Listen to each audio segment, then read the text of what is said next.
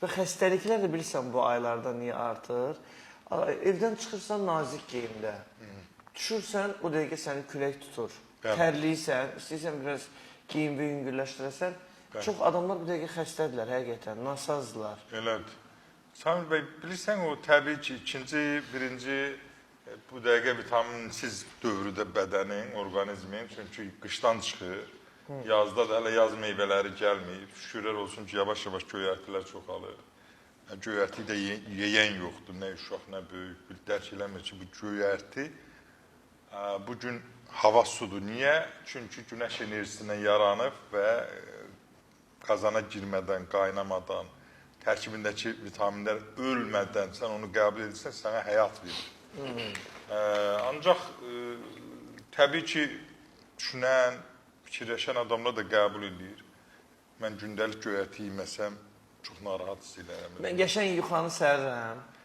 Pendiri də qoyursan arasına. Pendir, göyərtilər cürbəcür. Baxmıram, bu doğalıq göydür, bu nə bilim, ətirli göydür. Nə göy olur olsun. Göyərtidir də. Yığıram qəşəng, dürməyi düzəldirəm özüm üçün, yeyirəm. Bir də ondan başqa özün demişsin, nazik geyinir adamlar. Keçən yayda biz Gədəbəyə getdik, yayın ortasında.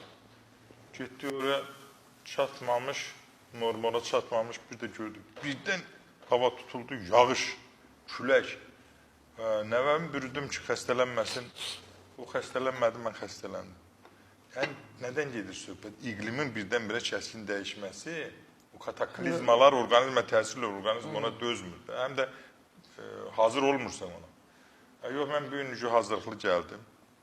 Altından, üstündən Geyinmişsən. Yox, elə üstünü geymişəm ki, yəni, eybi yoxdur, o soyuğu, havanın soyuqluğunu bu gün Tural bəyin gözəl səsi və sənin o peşəkar aparıcılığın əvəzini verəcək.